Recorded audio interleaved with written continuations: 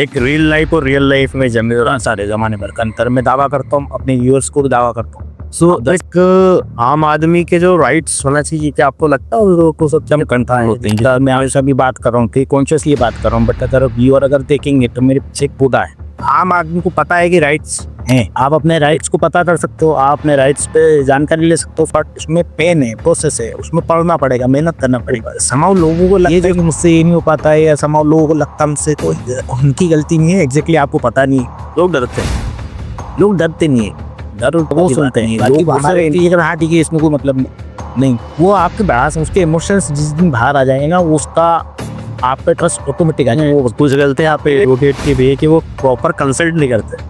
यहाँ कोई वकील सही या गलत नहीं होते, आप शेर तो शिकार करेगा खाने के लिए, पर हत्या तो हो रही है ना सर। आजकल जो लोग फाइनेंस में गलतियाँ करते हैं इन्वेस्टमेंट करने में और टैक्स जो करते हैं, तो उन्हें क्या करना चाहिए और कहाँ पर सही इन्वेस्टमेंट करना चाहिए, किस तरह से करना चाहिए, इसके बारे में? देखिए, सबसे पहले तो इस जमदारा बन गया तो एक इमेज जो इंदौर की बनी है, जिसमें कभी बाहर जाता हूँ मिलता हूँ, तो वो जो एक इमेज बनती है, और जब तक मैं इंदौर का हूँ, जब क्लीननेस की बात हो रही है, कि खाने पीने की बात हो रही है, जब तक बहुत बढ़िया है। जिसे मैं कोई मार्केट या इस तरह की बात करता हूँ, तो वो अरे यार मुझे इंदौर में तो ये इमेज कहीं ना कहीं सुधरना बहुत ज़रूरी है।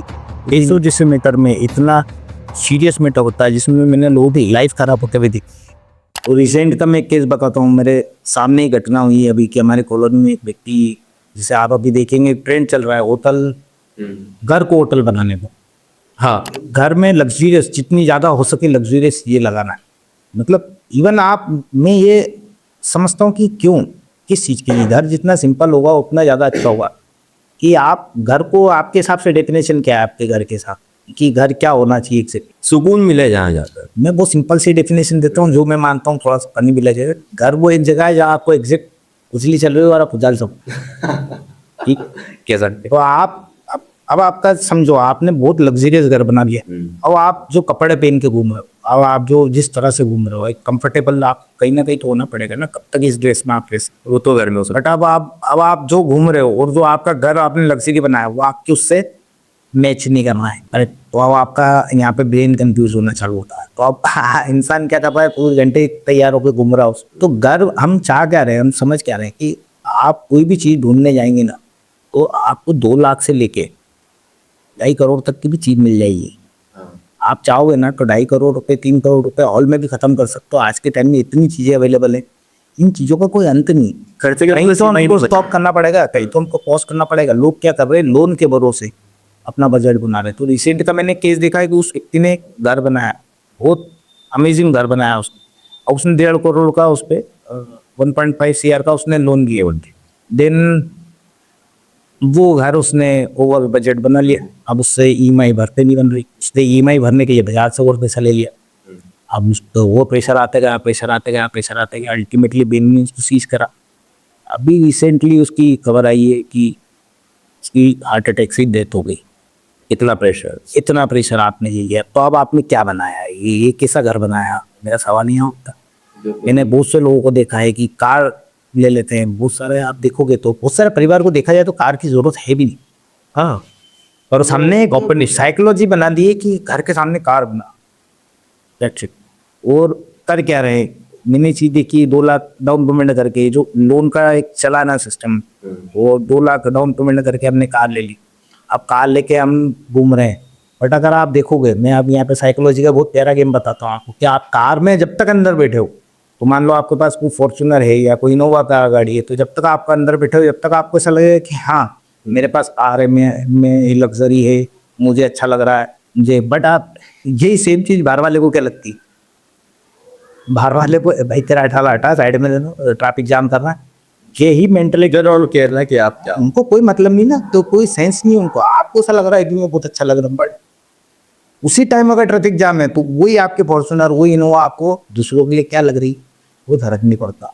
ये जो थिंकिंग है ना, ये खुद में पाल रहे रेडली थिंकिंग है। ये जो लोगों ने अपने आप लग्जरियस में डालने का जो सिस्टम चल रहा है, रील्स में जो बता रहे हैं कि लग्जरी बी सिंपल। गाँव वाले कितने सिंपल हो, अपने पैसों को बचाओ, अपने पैसों को बच्चों की तरह पालो, अपने पैसों को समझो, वही आप कमा के देंगे। अगर आपको फाइनेंशियल फ्री होना है, उनको काम पे लगाओ। इस तरह से अपने बच्चे मारते रहोगे, हो गया। तो ये ईएमआई लोन्स वगैरह का जो इशू होता है इससे कैसे बचे, मतलब ईएमआई लोन्स ट्रैप है, तो आने वाले लोगों को समझ में भी आने लगा है। तो सारा रिवर्स होंगे जो इसमें होंगे। एग्जैक्टली, अभी रिसेंट कहीं मैंने केस देखा है कि एक व्यक्ति का करीब उसका प्लॉट का वैल्यू 2.5-3 करोड़ रुपए का है। उसने करीब 3-4 लाख के समथिंग कंस्ट्रक्शन उसने किया है। उसकी 1 लाख की सैलरी, अब उसकी जॉब चले गई। अभी वो ट्रम्प का इशूज चल रहा है, तो उसके H1B में इश्यूज आ गए हैं उससे, तो उसकी जॉब चले गई। करेक्ट। अब समस्या क्या हो गई, अब वो 3-4 करोड़ का प्लॉट है, 3-4 लाख अब कहाँ से भरेगा। अच्छा, उनकी जो यूएस में लग गई होगी, इंडिया से जा रहे होंगे वहाँ पर, और अभी H1 का इशू है। तो अब उसमें इश्यूज ये आ गया कि अब 90 लाख के प्लॉट, 90 लाख के कंस्ट्रक्शन की ईएमआई के चक्कर में आपने 4 करोड़ की प्रॉपर्टी मिल जाती। क्योंकि बैंक ये थोड़ी देखेगी कि क्या है, बैंक तो ये देखेगी ना कि भैया मेरा लोन है, मुझे सीज करना, और आपको सेल प्रोसीड पे जाना ही पड़ेगा। अब जो उम्मीद से बना था वो पेन हो गया। जैसे कि तो अब आप वहाँ पे क्या करते कि अब जरूरत थी नहीं इतना बड़ा कंस्ट्रक्शन करने की, जरूरत थी नहीं इतने लग्जरियस की। अरे कितने रहे 2 लोग, इन्हें बहुत से ऐसे घर देख रहे, बड़े बड़े घर है, बड़े बड़े, मैं ये नहीं मना कर रहा हूँ आप बनाओ, मैं उसको मना नहीं कर रहा हूँ, पर उसका एक तरीका होता है, प्रोसेस होता है। जो आपके बिलियनियर है वो कुछ प्रोसेस से चलते हैं, वो शौकिया तौर पे चीज़ चीजें सिस्टम होता है। वेल्थ क्रिएशन एक अलग गेम है, अर्निंग द मनी एक अलग गेम है। इनको समझना हुआ कि एक वेल्थ क्रिएट करना और एक पैसा कमाना अंतर होता। अभी हम क्या फंस गए हैं कि लोगों ने अपनी सैलरी को ईएमआई ट्रैप में डाल लिया है, आती है सैलरी चली जाती है, टेंशन। ठीक है, तो आपने क्या तनाव डाला हुआ है आपकी, आप स्ट्रेस फ्री जब तक नहीं रहोगे, किस तरह की लाइफ आप जी रहे हो, तो आप समझो इसमें कमा कौन रहा है। अल्टीमेटली बड़ी बड़ी कंपनियां जो इतना फ्रीली आपको, आप देखो एक हाउसिंग लोन का आप प्रोसेस करने जाओ, आप एक स्टार्टअप बिजनेस डालने जाओ, आप कोई ऐसे बिजनेस ऐसी चीज के लिए लोन लेने जाओ जो कहीं ना कहीं बढ़ते रखता है आपके कमाने में, अरे उसका प्रोसेस बहुत डिफिकल्ट मिलेगा आपको। और कार लोन जाओ 2 घंटे में लोन करके दे रहे हैं, कैसे भी साहब सिबिल भी ठीक हो जाती है उस टाइम पे, सारी चीजें करेक्ट हो जाती है उस टाइम पे, ऑटोमेटिक हो जाती है। डीपी उत्पन्न हो रहा से के लिए उनका टारगेट है कि उनको किस तरह से ये प्रोडक्ट बिक सकता है। और वो एक वो चीज के लिए पुश करते हैं जानबूझकर कि आप लोन ईएमआई ही करवाओ, लोन ही करवाओ। एग्जैक्टली, हाँ, भले आपके पास इनफ अमाउंट हो, सिर्फ इनफ अमाउंट हो, ताकि वो कुछ भी आपको कुछ भी कहानी दे दुआ के, इनकम टैक्स के नाम से डरा के, जीएसटी के नाम से डरा के, कुछ ना कुछ करा कुरा के आपको ईएमआई पे लेके ही आते। तो आप यहाँ पे इनकम टैक्स से क्या डरना, मैं ये बोल रहा हूँ, आप सरकार ये थोड़ी ना बोल रही कि पैसे मत कमाओ, सरकार ये बोल रही है पैसे छुपाओ मत छुपाओ।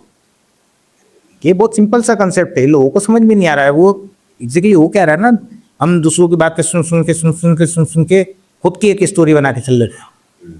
तो प्रॉब्लम ये होती है, अगर हम देखा जाए तो हम ह्यूमन स्पीशी इतनी स्टूपिड है, तो सबसे इंटेलिजेंट होने के बाद भी इस अर्थ में कि हमको बात करते भी नहीं आती। आप देखना कभी भी आपने किसी से भी डिस्कस करेंगे तो कोई व्यक्ति आता है, अरे यार तूने ऐसा कर दिया, तो बोले मैंने ऐसा नहीं करा, हाँ तो अब मत करना। क्या कन्वर्सेशन हुआ इसने, उसने उसके हिसाब से सुन लिया, उसने उसके हिसाब से बोल लिया, उसने उसके हिसाब से मान लिया, उसने उसके, और जो मैटर था वो रिजॉल्व कहाँ हुआ, वो फिर आगे झगड़ा हुआ। ये मेन के साथ हस्बैंड वाइफ मिलेंगी, क्योंकि आप कुछ और समझ रहे हो, वो कुछ और समझ रहा है, वो दोनों ने रिजॉल्व कर लिया।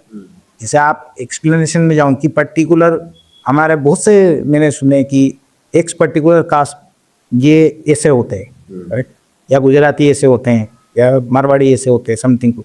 तो ये क्या है, इज दिस फैक्ट ना? ये क्या है कि आपने क्या करा कि 5-7 गुजरातियों से आपके एक्सपीरियंस हुए, इसके 5-7 गुजरातियों से एक्सपीरियंस हुए, इसने ये बोला मान लिया, इसने बोला मान लिया, ठीक है, और इसके 5-7 गुजराती अलग हैं, इसके 5-7 गुजराती अलग है, सबके इवेंट्स, इसने इसके हिसाब से सही मान लिया, इसने इसके हिसाब से सही मान लिया, और चीज वो ऑटोमेटिक सही हो गई। बट मैं आपको पूछता हूँ कि कौन गुजराती, नाम बता, वो नहीं बता पाएगा। वो पहले सुन के आया, देख से आया, या हमारी स्टोरी में हम खुद ही जी रहे हैं। अगर आप देखोगे तो साइकोलॉजिकली डेप्थ में जाके जाओगे तो आपकी स्टोरी तो है ही, आपकी जो आपका ब्रेन प्रोड्यूस कर रहा है, करेक्ट। जो ब्रेन को इन्फॉर्मेशन आप दोगे, वहाँ से जब वैलिडेशन मिलता है तो हम क्या मान लेते हैं, हाँ मैं सही। बट यही अगर इसको कोई बंदा मिलता है कि नहीं नहीं ऐसा नहीं है, गुजराती गलत मिलते, तो ये यहाँ पे क्या होगा, आर्ग्यूमेंट होगी ना, बहस होगी। तो बहस कब होती किसी भी दो में, कि जब दोनों मानसिकता एक दूसरे के खिलाफ टकरा, तो ये अपने आप को सही करने में लगा हुआ है, ये अपने आप को सही करने में लगा। बट जब ये दोनों ही मानसिकता एक लाइन पर आ जाती है तो वहाँ कहाँ बहस है, वहाँ तो वैलिडेशन है, शांति है, शांति। तो आपका सवाल जैसे था ईएमआई लोन ट्रैप जो है, ये ट्रैप है एग्जैक्टली। आप समझिए, आपको लोन किस तरीके से लेना है और ये जो लीज पे चल रहा है या इश्यूज चल रहे हैं, मैं आपको गारंटी दे रहा हूँ, गारंटी दे रहा हूँ कि लोन लेने में बहुत अच्छा लगता है। 5,000 की ईएमआई है ना, भरने में अच्छे अच्छे को पसीना आते हैं। हाँ, ये फैक्ट है। अच्छा बर्डन है वो एक। बर्डन, क्योंकि आप जब लेते हो तो आपको जो चीज लेने का एक्साइटमेंट इतना होता है, वो जो 5,000 का प्रैक्टिकल पेन है आपको इग्नोर कर चुके होते। आपने कार ले ली, अब वो आपकी कार खड़ी भी जब दिखती है उस पर ईएमआई, आप सोचो कार ली, अब उस पर ईएमआई भरोगे, ब्याज भरोगे, उस पर डीजल पेट्रोल भी जलाना पड़ेगा आपको, अब कार तो खड़ी करने सब तो एक्सपेंसेस बढ़ने ही तो घुमानी पड़ेगा। अब कार घुमाने का तो आपको बाजार में खर्चा भी करना पड़ेगा, आपको इंश्योरेंस भी कराना पड़ेगा, रिपेयर मेंटेनेंस भी कराना पड़ेगा, पीयूसी वहाँ पर करेगा। कुछ गलत आदतें हैं कि उनको पुलिस इन्हें कहीं चालान भी करनी, इंश्योरेंस का रिन्यूअल करवाना, ये सब चीजें सब वो नहीं। इन्हें कहीं आपको बताओ अब ये कार कितने की पड़ी है, आप अब यही कार के पैसे, यही पर्टिकुलर पैसे, आप क्या है, आप लो गाड़ी में, ये नहीं बोल रहा हूँ गाड़ी मत लो, मैं बोल रहा हूँ 1-1 करोड़ की गाड़ी है लो, और 1 करोड़ की गाड़ी लेने का भी तरीका होता है। आप ये चीजें अपनी पैसिव इनकम के साथ, आपने शॉप मोड जो पैसिव इनकम के साथ आप कर सकते हो, मेन स्ट्रीम इनकम को हिट मत करो। आप पहले एक ऐसी लाइन चालू करो, ऐसे सोर्स चालू करो, ऐसे चीजें चालू करो जिससे आपको एक्स्ट्रा पैसा आए। उस चीज से आप क्या कर सकते हो, उस चीज से आप पर्टिकुलर जाके ये शौक मोज पूरे करोगे, ये चीजें पूरे करोगे, तो आपको वो चीज बर्डन नहीं लगेगी, उसको आप एग्जैक्टली एंजॉय भी कर पाओगे। फिर वो कार आपको प्लेजर भी देगी, वो कार आपको बर्डन भी नहीं लगेगी, और वो कार से आपको कहीं ना कहीं एक प्राउड फील भी आएगा, ना कि टेंशन फील आएगा। बहुत से ऐसे लोग हैं जो अपनी एसेट को लेकर कहीं ना कहीं टेंशन में हैं। उसका बेसिक रीजन यही है कि आपने जो ये ट्रैप में आके लोन लिया है या इन चीजों में घुसे हो, और अब आप इस प्रोसेस में जो लूप में फंस गए हो, अब इस लोन को उतारने के लिए फिर से लोन ले रहे हो, फिर लूप में फंस गए हो, अब आपकी सैलरी बर्न हो रही, और आप सोचते हो मैं क्यों कुछ अचीव नहीं कर पा रहा, तो कैसे कर पाओगे। बाहर से आप खुशी दिखा रहे हो, अंदर से तो हम अपने आप को कभी भी गलत साबित नहीं करना चाहते हैं। ये समझो, ये ह्यूमन ब्रेन का सीधा सा फंक्शन है। इतना हमारे अंदर होता है प्रॉब्लम की अपने आप को गलत साबित करना, अपने आप को गलत स्वीकार करना बहुत बड़ी बात है। क्योंकि हम कुछ भी होता है तो कहीं ना कहीं दूसरे के माथे ब्लेम करना, दूसरों को लोगों को ब्लेम करना, ये हमारी नेचुरल टेंडेंसी। अपने आप से नहीं मान। बट अगर ये रिवर्स साइकोलॉजी पे हम आ जाए, मैक्सिमम लोग दुनिया बदलने में लगे हैं, बहुत कम लोग हैं जो अपने आप को बदलते। तो जिस दिन आप अपने ऊपर काम करना चालू करोगे और सही आदमी आपको मिल गया, सही लोग आपको मिल गए, तो आपकी दुनिया, आपकी सोच, आपके एक एक चीज बदल सकती है, ये मेरी गारंटी। अपने आप को चेंज करो, दुनिया अपना बदल जाए। इसमें पेन है, प्रोसेस है, बट हाँ, इस पेन प्रोसेस से जो निकलता है, जो गुजरता है, वही तो अचीवर बनते हैं ना। सो एक इन्वेस्टमेंट स्टार्ट करने के लिए एक आम आदमी, जो नॉर्मल एक आदमी, नॉर्म बेसिक आदमी, उसको क्या शुरू करना चाहिए, क्या समझना चाहिए, क्या सीखना चाहिए, कहाँ से शुरू करना चाहिए? ये बहुत अमेजिंग क्वेश्चन है। ये बहुत सारे लोगों ने पूछा है मुझसे, क्योंकि मैंने बहुत सारे कोचेस जो देखे हैं, बहुत सारे मेंटरशिप प्रोग्राम जो देखे हैं, वो ऑलरेडी ये समथिंग कुछ, मैं आपको ये भी बता दूं, बहुत सारे ये कोचिंग के बहाने थोड़ा सा बिजनेस भी ऐसा चल रहा है। हमें थोड़ा जो अपना पर्सनली बेनिफिट देखते हैं, तो एक low ticket, high ticket, mid ticket के नाम से फैंसी चीज़ें आ रही हैं। बट एक जो मेंटरशिप का प्रोग्राम होता है या जो कोचिंग का, मैं ऐसे उसको गुरु देखता हूँ कि मेरा एक भी आदमी अगर मेरे साथ जुड़ा है और वो आगे नहीं बढ़ रहा है, तो ये मेरे पे बहुत बड़ी लांछन है ना। अगर वो कर रहा है, ठीक है, कर रहा है, तो अगर वो कुछ नहीं कर रहा है तो देखो कुछ भी नहीं करा सकते। हम आपको गाइड कर सकते हैं, हम आपको रास्ता दिखा सकते हैं, हम आपको टेक्निक बता सकते हैं, स्ट्रेटेजी बता सकते हैं, अल्टीमेटली करना तो आपको ही है। अभी ऐसा तो होता नहीं है कि कोई जिम करेगा बॉडी आपकी बन जाएगी। तो अगर ऐसा होता, अगर कि कोई जिम कर रहा है पर्टिकुलर व्यक्ति और बॉडी मेरी बन रही, तो एक नया रोजगार हो जाता। हाँ, अरे तो ट्रेनर की जरूरत ही क्या थी। बट अल्टीमेटली आपको करना तो पड़ेगा ना। इशू क्या है? इशू ये है कि आप इन्वेस्टमेंट कैसे करें। इस चीज को लेके जो मिडिल क्लास का लड़का है, जो मेरा पेन था, मेरा पर्टिकुलर पेन था कि मैंने कितना स्ट्रगल किया है। मैं आज 40 साल की उम्र में मुझे समझ में आया कि यार ये करना चाहिए। हाँ, बट मुझे कोई गाइड करने वाला नहीं मिला, मुझे कोई सही सलाह देने वाला नहीं मिला, क्योंकि मैं जो समझ पड़ता था, जो सही लगता था, जैसा लगता था, मैं कुछ भी करता था। अब आप देखोगे तो उसमें समझ में आएगा कि मैंने खुद में कितने स्विचेस मारे हैं। मैंने बहुत सारे चीज़ों में स्विचेस किए। मेरा भी ऐसा फेस करा। तो एग्जैक्टली प्रॉब्लम क्या बैठती कि आपको प्रॉपर गाइडेंस मिडिल क्लास के लड़के को नहीं, क्योंकि आपके माता पिता इतने पढ़े नहीं होते, आपके सराउंडिंग लोग जो है वो उतने पढ़े लिखे नहीं होते, जो आई अचीवर्स तो आपको मिल नहीं सकते हैं। तो किस तरह से बढ़ा जाए? तो देखो, बढ़ने का तरीका क्या है, मैं आपको बताता हूँ कि मैंने एक स्ट्रेटेजी बहुत मतलब छोटे स्तर का लड़का है उसको बताया था कि बोले भैया मैं क्या करूँ, सोना इतना महंगा हो गया, भैया मैं क्या करूँ। मैंने तांबा खाना। तांबा क्यों? तांबे का भी तो भाव बढ़ा है सर। बट आप परचेस कर सकते हो ना, सुना आपकी कैपेसिटी के बाहर। आपको पता नॉर्मल मैं आपको बता रहा हूँ स्ट्रेटेजी क्या करेगी ना, उससे बोला मैंने खुद ने करा, इवन मैं खुद बता रहा हूँ, मैंने तांबा खरीदना चालू करा, मेरे पास 2 5 10 किलो तांबा इकट्ठा हुआ, मैंने उठा के चाली खरीदी। तांबे का क्या भाव है? हाँ जी, तांबे का भाव क्या होगा? तांबे का भाव रिसेंटली मुझे यहाँ तक पता था आपका 800 900 1000 लास्ट टाइम जो रुपए किलो? किलो पर की। मतलब अगर 10 किलो किसी के पास है तो 8,000 रुपए उसका सीधा एक सैलरी हो गई है। लेजरी तो मैंने कोई बोल रहा 8,000 रुपये में खरीदा था, मैंने तो खरीदा था 4 5 हजार के। पता मुझे किसी को भी नहीं पता है। एग्जैक्टली मैं 4 5 हजार के रेट में मैंने खरीदा हुआ, 3,000 रुपये प्रॉफिट बुक करा, वो मेरे प्रॉफिट आया, मैंने चांदी खरीदी। अगर पास चांदी इकट्ठी हो गई तो मैंने तांबे से चांदी में नहीं, चांदी से सोना बना दिया। इसलिए तांबे वाला बहुत बढ़िया कॉन्सेप्ट। नहीं एग्जैक्टली मैंने किया है, तो आप क्या कर सकते हो, अब तो ETF आ चुके हैं, आप उसमें ही बहाना नहीं कर सकते हो, आप डालो ना उसमें। अभी गोल्ड में लोग इन्वेस्ट कर रहे हैं, अरे आप 95 रुपये का ETF है, अब मैं आप अपना मोबाइल खोल के बता दूंगा, मेरा उस पर करीब 20% का रिटर्न है। तो मैंने कौन से इकट्ठे पैसे डाल दिए, मेरे पास जैसे आते आते डालते। आप टारगेट क्या करते हो, 10 लाख डाल दूंगा, 20 लाख डाल दूंगा, नहीं, स्टार्ट छोटे से होता है। क्या बात है आप, टाइम फ्रेमिंग कितने टाइम फ्रेम में? हाँ 20%। देखिए कंसिस्टेंसी में तरफ के टाइम फ्रेमिंग कुछ नहीं। तो कंसिस्टेंसी कैसे? कंसिस्टेंसी, आप डिसिप्लिन होना चाहिए। जैसे बहुत से लोगों का थॉट प्रोसेस क्या है, income minus expenses equals to saving, कि बच्चा कुछ आप सेविंग करेंगे, वो कभी नहीं होगा आपका। ऐसी कोई इनकम आपकी बनेगी नहीं जो आपके एक्सपेंसेस को मीट आउट करे। जैसे एक इंसान की सैलरी 15,000 है, बेसिक सैलरी, उसको क्या करना चाहिए? उसको ये करना चाहिए कि income minus investment equals to expenses. ये कैसे होगा? ये ऐसा होगा कि 15,000 आपकी सैलरी, सबसे पहले कुछ मत करो, 1,500 रुपये आप डाल दो। मैं कह रहा हूँ 150 रुपये डाल दो, आप डालो तो सही, स्टार्ट तो करो। जब आपको बढ़ता हुआ दिखेगा, जब तो आपको कहीं ना कहीं पीस राउंड आएगा, धीरे धीरे तो आप कर सकते हो ना। अगर आज वॉरेन बफे को आप देखोगे तो 20 साल की उम्र, छोटी उम्र से उन्होंने, शायद 20 साल छोड़ो और छोटी उम्र से उन्होंने इन्वेस्टमेंट करना चालू करा था। उनके फादर पॉकेट मनी देते थे, माँ से उन्होंने इन्वेस्टमेंट करना चालू करा था। आज आपको वॉरेन बफे दिख रहा है, पर उस जो जर्नी है उसको आप कितना इग्नोर करते हो। हाँ वो तो जो यंगस्टर्स है उनके लिए तो बहुत बेनिफिट है। आज मैं 40 साल का हूँ, मैं आज से मान लो 65 साल जी सकता हूँ, तो मैं 25 साल तक का इन्वेस्टमेंट स्पान मेरे पास है मिडिल लाइफ का। पर कोई व्यक्ति अगर 20 साल का है तो उसके पास स्पान कितना बड़ा है, उसके पास 45 साल का है ना, तो वो तो मैं से ज्यादा ग्रो कर सकता है।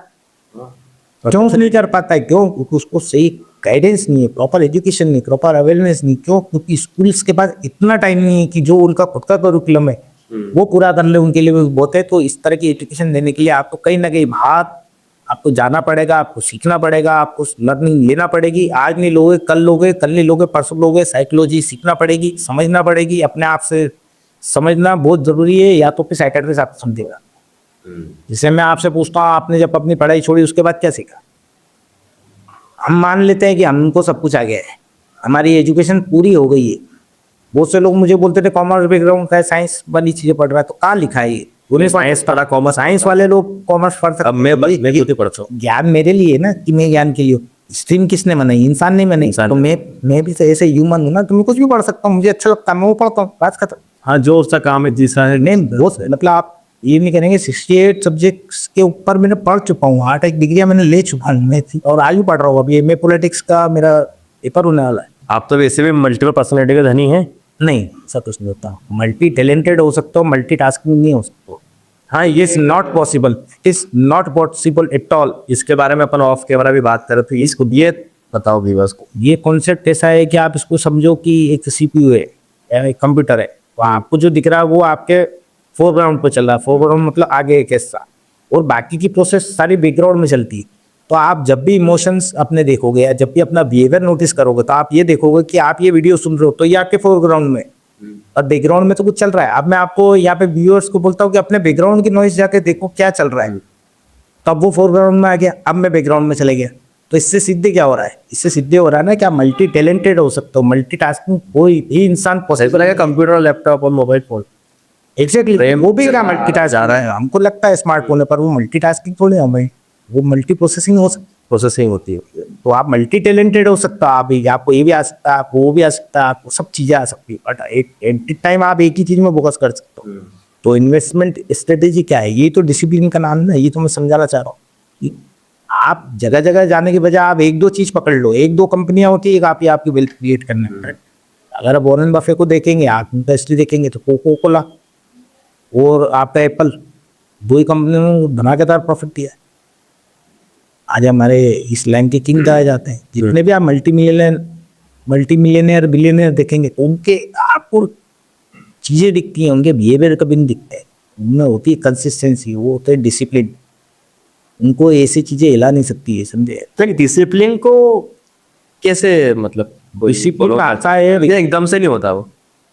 डिसिप्लिन आता है अपने आप को बांधने से, कहीं ना कहीं आप समझे उस चीज़ को। डिसिप्लिन किस तरह से आ सकता है कि अगर आपकी वो डिज़ायर है कि आपको कुछ करना है, और वो डिज़ायर, वो ड्रीम आपके डिसिप्लिन से एसोसिएट हो रहा है, आपकी एक्शन से एसोसिएट हो रहा है, तो ये आप कुछ कर पाओगे। आप देखो, कुछ भी आप, जैसे मैं किसी का नाम नहीं लूँगा, एक्स एक्स पंडित जी हैं, एक्स बाबा हैं, या जो भी है, वो कुछ न कुछ प्रोसेस उन्होंने बताया कि ऐसा ऐसा इतने दिन जाके ये कर लो, आप करते हो। बट आप देखना, सडनली यू फील बोर्डम, आपका वो छूट जाएगा। अब आपको नया बाबा चाहिए, नए पंडित जी चाहिए, नए उपाय चाहिए। बट मैं ये बोल रहा हूँ कि अगर उसको ही कंसिस्टेंटली आपने कर लिया होता, तो हो सकता है रिजल्ट आ गए होते। हाँ, बिशप अद्वैत मिश्रा जी, इनके वो फाइल चलते थे। मैं किसी आप नाम नहीं लेते। मैं किसी का नाम भी लूंगा, मैं थोड़ा सा कॉन्ट्रोवर्सी नहीं हुआ फिक्स का। मैं तो एक एग्जांपल के तौर पर बता रहा हूँ यहाँ पे कि अब यहाँ पे क्या है, आपने कोई स्ट्रेटेजी अपनाई, आपने सोच लिया मुझे 500 रुपये हर महीने डालना है। बट आप 500 रुपये हर महीने डालोगे, जब 10 महीने डालोगे, 12 महीने, 24 महीने बाद आप बोर्डम फील करोगे। आप टाइम तो दो, अपने समय को भी समय देना पड़ता है, उस पैसे को काम तो करने दो। तो लेयर को ब्रेक करना पड़ेगा। एग्जैक्टली। दूसरा साइकोलॉजी क्या काम करती, मान लो आपने इन्वेस्टमेंट किया, अब आपको वो प्रेशर आ गया, आपके साथ कोई इवेंट ऐसा हो गया, सबसे पहला आदमी वही तोड़ता है। अब मैं यहाँ पे सवाल पूछता हूँ, वो नहीं होता तो क्या करते? तो इसकी भी स्ट्रेटेजीज होती है कि कोई ऐसे इवेंट्स आते हैं तो क्या करना चाहिए, किस तरह से करना चाहिए। या आपको एक मेंटर ही समझा सकता है, एक आपको कोई ना कोई कोच ही समझा सकता है। आप भले ही चैट जीपीटी यूज कर लो, आप भले ही यूट्यूब के वीडियोस देख लो, ये यूट्यूब के वीडियो हैं, बट मैं फिर भी यहाँ पे यही चीज के लिए सब गूगल, यूट्यूब और ये सब चीजें कर लेंगे तो यूनिवर्सिटी कॉलेज मैं आपको बता रहा हूँ, हमारे एक ट्रांसफर होती है, साइकोलॉजी भी ट्रांसफर होती है, तो साइंस भी बोल रहा है। एक नॉर्मल आदमी 8 फीट ऊपर 6 फीट साइड में अपने ओरा इम्पैक्ट करता है, वो कोई इनलाइटेड आदमी तो 20 फीट तक भी जा सकता है, 20 फीट तक एक आदमी इम्पैक्ट कर सकता है। ये पॉसिबल है आज की तारीख में। वो आप देखोगे जो हाई अचीवर जो लोग हैं, वो किस तरह से उनके पास में खड़े रहने से अपने आप को आपको एक फील आएगा, वाइब्रेशन का फील आएगा। उस व्यक्ति ने कुछ ऐसा कर रखा है, तो किस चीज से आता है? कंसिस्टेंसी से आता है। तो एक दिन में आप मल्टी बिलियनियर, या जो ये फेक आप जो सोचते हो, यही तो इसी चीज का तो लोग फायदा उठा रहे हैं आपसे। हाँ, इसी आपके जो हाँ कि मेरे लिए कुछ हो जाए, कुछ चमत्कार हो जाए, मेरे लिए कोई कुछ कर दे, कुछ नहीं होने वाला। ठीक है, कुछ नहीं होना है, चमत्कार नहीं हो रहा है तो खुद करो। तो एक, अगर आप एक लड़के हो या फिर लड़की हो, डजंट मैटर, यहाँ पे बोलना गलत होगा, पर एक कॉमन बैकग्राउंड से आते हो या आपके पास कोई गाइडेंस नहीं है, तो स्टार्ट दिस। अगर आप 500 रुपये बचाओगे, धीरे धीरे भी बचाओगे, धीरे धीरे भी चीज़ें करोगे, SIPs वगैरह जो भी आपको अच्छा लगे, स्टार्ट। अगर वो एक्शन में लाओगे, डिसिप्लिन में लाओगे, तो ही वो काम करेगी, अदरवाइज वो काम नहीं करेगी। अगर आपकी इनकम होती है, सबसे पहला काम मेरा ये रहता है, उसको इन्वेस्टमेंट में डालना। देन मैं उसमें से बचा पूछा खर्चा करता हूँ। उससे होता ये है कि मेरे खर्चे सॉर्टेड होते हैं, क्योंकि मेरे पास अब खर्चा करने के लिए ये है। तो आप 15,000, आप क्या है 1,500 आपने इन्वेस्टमेंट डाल दी, तो आप खर्चा कितना करोगे? 13,500 तो आपका खर्चा हो गया ना कम। तो यहाँ तो 2 बेनिफिट हो गए। और ये 15 तो बचा क्या, बहुत फायदा होता है। और ना स्टिक कर लो। तो मुझे रिसर्च में पता चला है, मुझे ऐसा नॉलेज आया है जो कि आपको एस्ट्रोलॉजी भी आती है, तो इसके बारे में बताओ। एग्जैक्टली रिवर्स भी देखेंगे। एग्जैक्टली इसके पीछे कहानी है कि मैं जब अपना करियर को लेके परेशान हो रहा था, तो मैं बहुत सारे पंडितों के पास जाता था। तो मैं सभी करते मैं नोटिस करता था कि हर आदमी एक एक कुंडली का अलग अलग बात कर रहा था। तो मैंने देन डिसाइड कर लिया, जब लॉकडाउन लगा था, फर्स्ट लॉकडाउन लगा था, तो मैंने पूरी एस्ट्रोलॉजी पढ़ डाली। मैं करता क्या बैठे बैठे, तो मैंने पूरे टाइम स्टडी करी। तो जब मैं एस्ट्रोलॉजी नहीं आती थी तो परेशान था, एस्ट्रोलॉजी सीखने के बाद और परेशान हो गया। क्या करे। अब मैंने मेरी पत्रिका देखी, चीजें देखी, तो वो एक ओल्ड साइंस है। ठीक है, तो अब यहाँ पे भी कंट्रोवर्सी, बहुत से लोग भी मेरे साथ आते हैं कि भैया एक तरफ साइंस की बात करते हो, एक तरफ आप ओल्ड साइंस ओल्ड साइंस में आती है, तो ये भी मॉडर्निटी। बट आप एक चीज को बारीकी से देखो तो बहुत कम लोग हैं जो इन दोनों को बैलेंस करके चल रहे हैं। हाँ, करेक्ट। तो साइंस क्या है? साइंस वो चीजें जो एग्जैक्ट है उसको ढूंढा है, उसके प्रॉपर डेफिनेशन में, अच्छे शब्दों में, पूरे तरीके से, रिसर्च के साथ, एविडेंस के साथ है। राइट। पर जो चीज ढूंढी नहीं गई थी, तो उसको पहले साइंस का मानता था।